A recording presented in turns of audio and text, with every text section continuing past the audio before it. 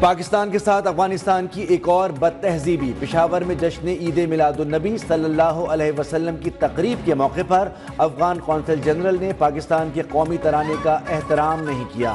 سفارتی آداب سے ناواقف قونصل جنرل محب اللہ شاکر ترانے کے دوران بیٹھے رہے۔ یہ صریحاً سفارتی آداب کی خلاف ورزی ہے۔ تجزیہ کاروں نے کہا کہ سفارتی عملہ تعیناتی کے دوران میزبان ملک کے قوانین پر عمل درآمد کا پابند ہے۔ محکمہ خارجہ واقعے کا نوٹس لے، قونصل جنرل کو ناپسندیدہ شخص دے کر پاکستان سے نکالنے کا مطالبہ۔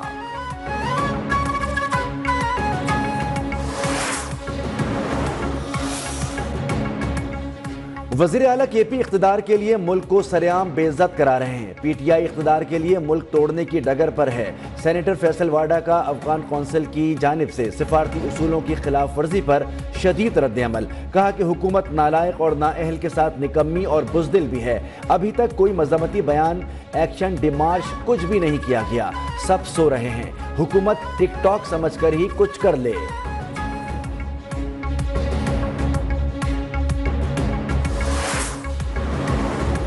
سرور کائنات آقائے دو جہاں خاتم النبیین رحمت للعالمین نبی کریم صلی اللہ علیہ وسلم کی ولادت باسعادت کا جشن، آمد آقائے دو جہاں کا جشن منانے کے لیے ملک بھر میں درود و سلام کی محفل کا اہتمام۔ فضائیں درود و سلام کی صداؤں سے معطر، رحمت دو عالم فخر کائنات صلی اللہ علیہ وسلم کے حضور عقیدتوں کے پھول نچھاور کیے گئے۔ شہر شہر، گلی گلی، چراغاں، مساجد، عمارتوں، بازاروں، سڑکوں اور چوراہوں پر سبز پرچموں کی بہار۔ تمام چھوٹے بڑے شہروں اور دیہات میں جلوسوں کا اہتمام کیا گیا۔ اسلام آباد، کراچی، لاہور، پشاور اور کوئٹہ سمیت ملک بھر میں تقاریب کا اہتمام کیا گیا۔ جگہ جگہ اسٹالز پر کہیں موئے مبارک کا دیدار کیا گیا تو کہیں مسجد نبوی اور خانہ کعبہ کے ماڈلز رکھے گئے۔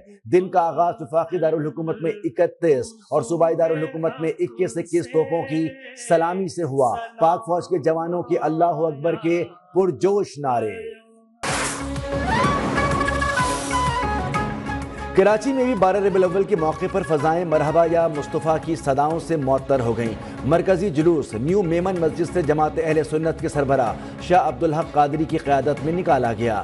گورنر سندھ اور وزیر اعلیٰ کی بھی شرکت۔ علماء کرام نے کہا کہ حضور پاک صلی اللہ علیہ وسلم کی تعلیمات پر عمل کر کے مثالی معاشرے کا قیام عمل میں لایا جا سکتا ہے۔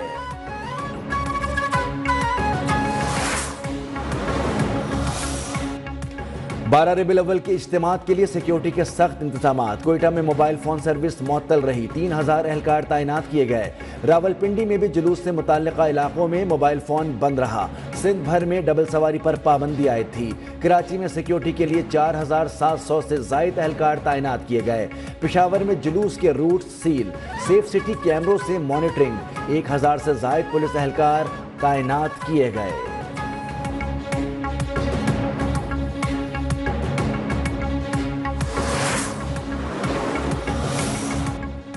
ملک بھر میں جشن عید میلاد النبی صلی اللہ علیہ وسلم کے روایتی رنگ، عاشقان رسول کی جانب سے جگہ جگہ نظر و نیاز، مختلف کھانوں سے لوگوں کی تواضع۔ ملتان میں 200 من حلوے کی دیگ تیار، گجرانوالہ میں 100 من کھیر تقسیم، رحیم یار خان میں 2000 پاؤنڈ وزنی کیک کاٹا گیا۔ لاہور جوہر ٹاؤن میں ناشتے کا اہتمام، نان، چنے اور چائے پیش۔ نبی کریم صلی اللہ علیہ وسلم کی ذات طیبہ وہ روشن چراغ ہے جس نے جہالت کے اندھیروں کو مٹایا۔ نبی کریم صلی اللہ علیہ وسلم اپنے دشمنوں سے بھی حسن اخلاق کے ساتھ پیش آتے تھے۔ ہمارا بھی فرض ہے کہ نفرت، گالم گلوچ، بد کلامی کے خاتمے میں اپنا کردار ادا کریں۔ وزیر اعظم شہباز شریف کا سیرت النبی کانفرنس سے خطاب۔ کہا کہ حضرت محمد صلی اللہ علیہ وسلم کی تعلیمات کی روشنی میں منفی رویوں کو ختم کرنا ہوگا۔ پاکستان میں غیر مسلم بھی آزاد زندگی بسر کر رہے ہیں، انشاءاللہ وہ دن دور نہیں۔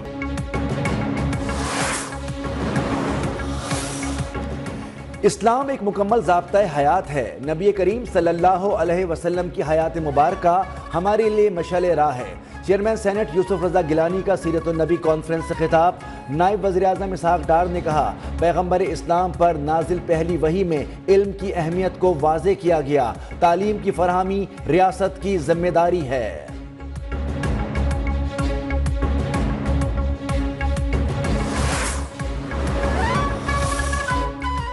سابق صدر عارف الوی کی مولانا فضل الرحمان کی رہائش گاہ آمد، سربراہ JUI سے ملاقات میں آئینی ترامیم اور سیاسی امور پر مشاورت۔ عارف الوی نے آئینی ترمیم کے معاملے پر مولانا فضل الرحمان کے کردار کو سراہا۔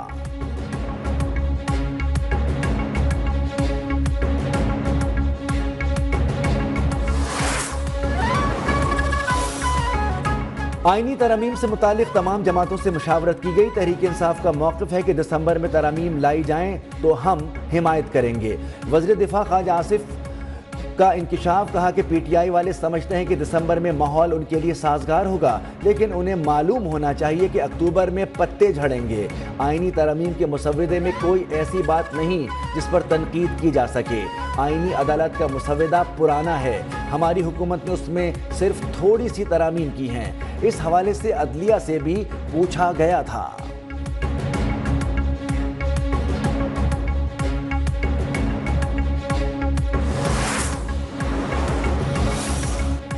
ہم عدلیہ کے ساتھ کھڑے ہیں، وفاقی حکومت کو پارلیمنٹ میں شکست دیں گے۔ وزیر اعلیٰ خیبر پختونخوا علی امین گنڈاپور کی للکار، آئینی ترامیم منظور کرانا تو دور کی بات، انہیں بل لانے کی جرت بھی نہیں ہوگی۔ اس طرح کے بل لانے کا انہوں نے سوچا کیسے ہے؟ یہ جو اپنے آپ کو جمہوری پارٹیاں کہتی ہیں، انہیں شرم آنی چاہیے۔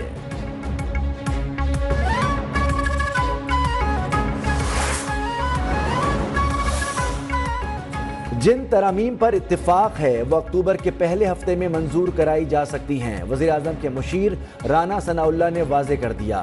کہا مجوزہ آئینی ترامیم کے مسودے پر PTI سے بھی غیر رسمی بات ہوئی، وہ بھی یہ سمجھتے ہیں کہ ترامیم سے بہتری آئے گی۔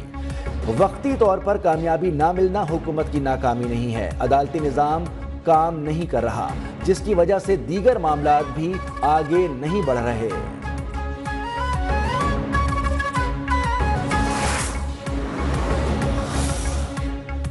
صدر آصف زرداری اور وزیر اعظم شہباز شریف کی امت مسلمہ کو عید میلاد النبی صلی اللہ علیہ وسلم کی مبارکباد۔ صدر مملکت نے کہا کہ اللہ تعالیٰ نے رسول اللہ صلی اللہ علیہ وسلم کی زندگی کو ہمارے لیے بہترین نمونہ قرار دیا۔ نبی پاک صلی اللہ علیہ وسلم کی سیرت ہر شعبے میں رہنمائی فراہم کرتی ہے۔ وزیر اعظم شہباز شریف نے پیغام دیا کہ نبی کریم نے ہمیشہ انصاف مساوات کا درس دیا۔ حضرت محمد صلی اللہ علیہ وسلم کی زندگی ہمارے لیے مشعل راہ ہے۔ وزیر اعلیٰ پنجاب مریم نواز کی زیر صدارت صوبائی کابینہ کا اجلاس، اپنی چھت اپنا گھر پروگرام کی منظوری دے دی۔ پاکستان میں پہلی مرتبہ پلاٹ کے ملکیتی پیپر، شناختی کارڈ کی کاپی پر ہاؤسنگ لون ملے گا۔ گرین ٹریکٹر اور چلڈرن ہارٹ سرجری پروگرام بھی منظور۔ غیر قانونی اسلحہ پر سزائیں اور جرمانہ بڑھانے کا فیصلہ۔ کائٹ فلائنگ آرڈیننس کے تحت پتنگوں کا سامان بنانے ترسیل پر بھی سزائیں مقرر۔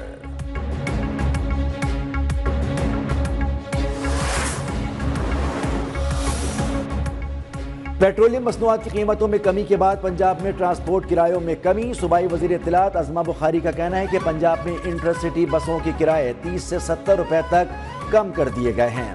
کسی دوسرے صوبے میں مسافروں کو زائد کرایہ واپس نہیں دلوایا گیا۔ ٹرانسپورٹرز کو بھی حکومت کے ساتھ تعاون کرنا چاہیے۔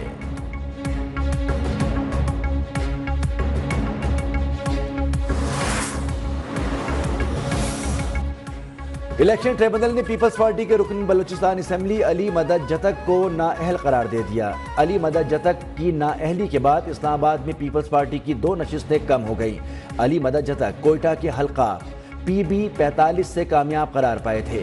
کامیابی کو JUI امیدوار نے چیلنج کیا تھا۔